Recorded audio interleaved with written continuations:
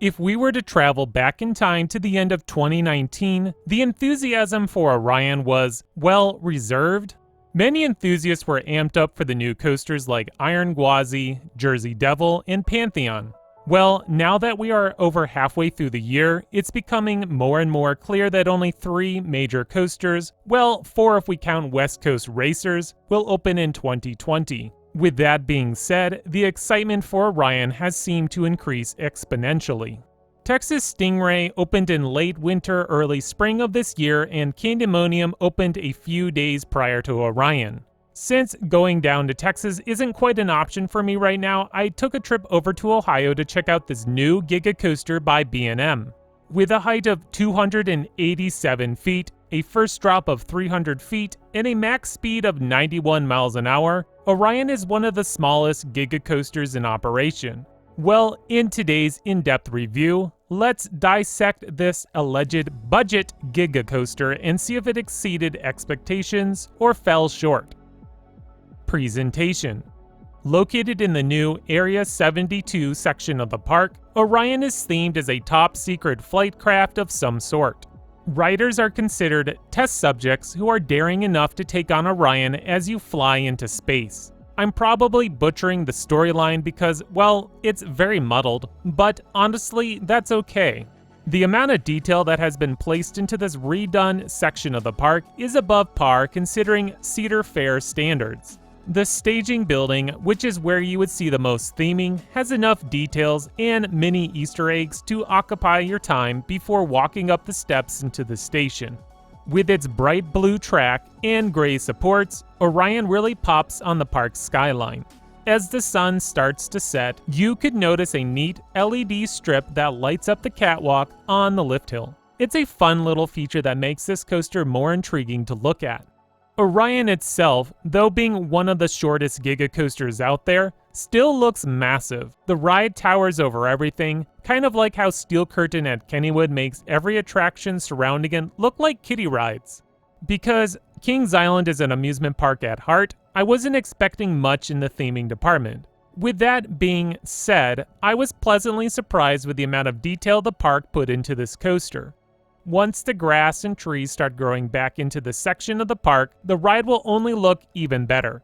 Orion earns itself a 10 rating for presentation. Ride intensity. Just a few days prior to me riding Orion for the first time, I took my first ride on Candymonium. I was really curious how the intensity would compare with both coasters. Well, I can say confidently that Orion is more intense than Candymonium.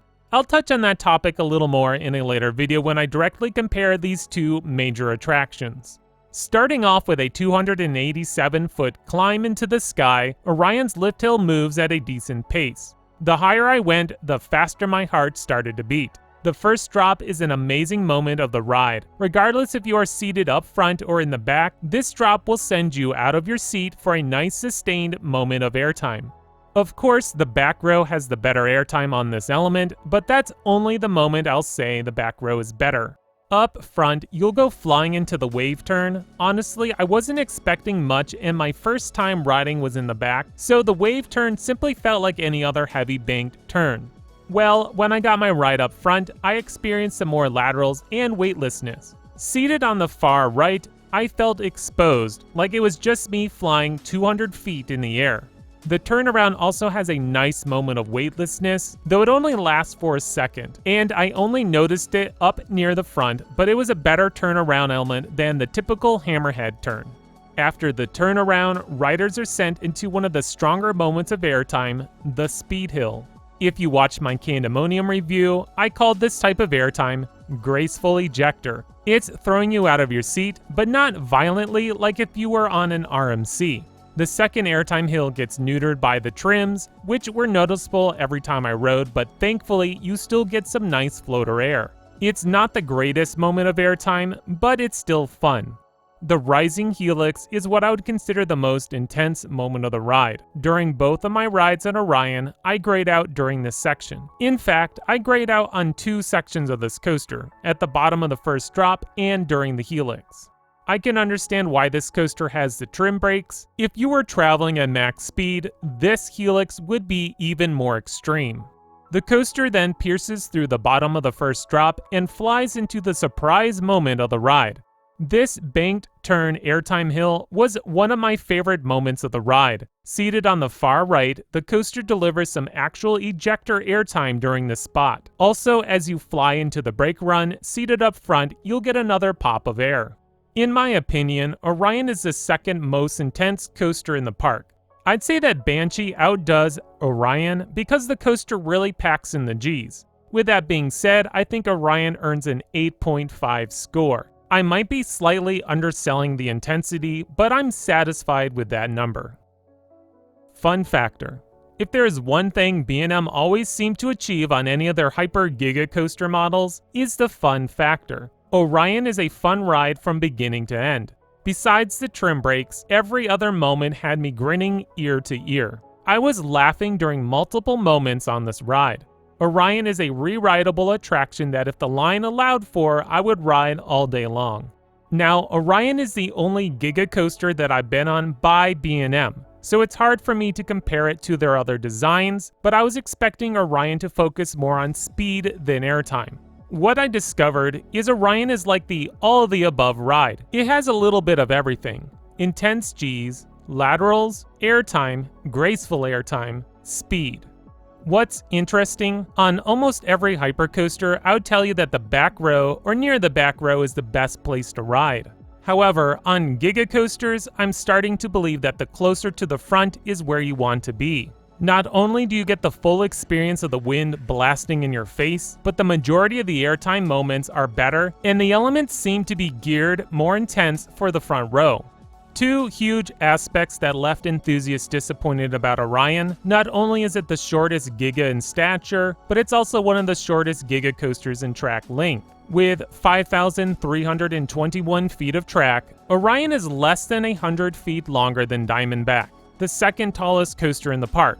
With that said, I didn't find myself feeling gypped. Orion felt like the near perfect length. Could they have added another element or two? Sure. But did they need to? No. If you really feel unsatisfied with a ride time, just get back in line and take Orion for another spin.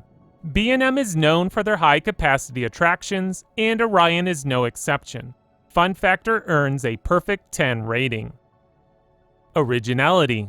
B&M is probably one of the most formulaic manufacturers on the market. The ride layouts are extremely predictable. Thankfully, Orion has some original elements that B&M added to make this Giga coaster feel fresh.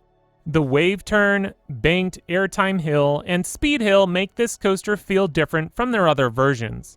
Sure, there are still plenty of elements on this coaster that feel like many other coasters, but for the majority of the locals who will ride this coaster the most, Orion feels like a breath of fresh air amongst Kings Island's coaster lineup. I was really hesitant as to how much variance this coaster would create from Diamondback, and I can confidently say that both coasters feel like different rides. In the end, I think B&M threw in enough variety to earn itself an 8 for originality. Ride smoothness. I always say B&Ms are known for their buttery smooth track. Well, that's not the case for Orion. In fact, that's not the case for any of the B&Ms at Kings Island. Banshee is probably one of the roughest inverts out there. Diamondback has a rattle, and unfortunately so does Orion. It's not a deal breaker, but it's definitely noticeable during the high speed moments of the ride and during the helix. If you were to ask my wife Kara, she would tell you that this coaster has a very noticeable rattle, both in the front and back rows. Personally, I think it's better than how she describes, but I agree that it's not butter smooth. Because B&M has designed very comfortable seats and restraints for their Hyper Gigas, I don't mind the rattle, which I would actually describe as more of a vibration. Orion gets an 8.5 for ride smoothness. Okay, the final score comes to 9, which is a fantastic rating. Orion is a great roller coaster, but maybe not the best coaster at Kings Island. I'm a huge fan of Mystic Timbers, but regardless, I could ride Orion all day. The speed, height, and fun airtime moments make this a great attraction. I could see Orion taking over the crown of favorite coaster at the park and possibly be the most popular attraction at Kings Island for many years to come. My personal score is going to be a 9.5.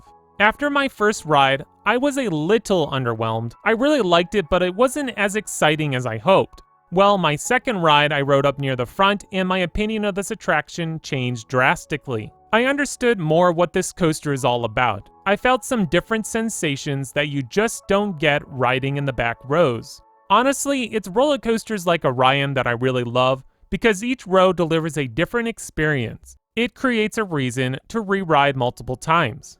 In the end, it really doesn't matter that Orion isn't 326 feet tall or slightly longer. Honestly, I don't know if we would even notice if the drop was a few feet taller. Could the ride be longer? Sure, but that's something that we can say about many coasters. We never want the ride to end. The only negative against Orion is the rattle or vibration.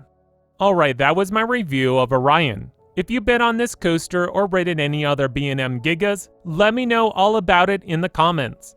If you enjoyed this video, please hit that like button, and as always, don't forget to subscribe so you won't miss out on more great content coming your way by Xtreme Thrills.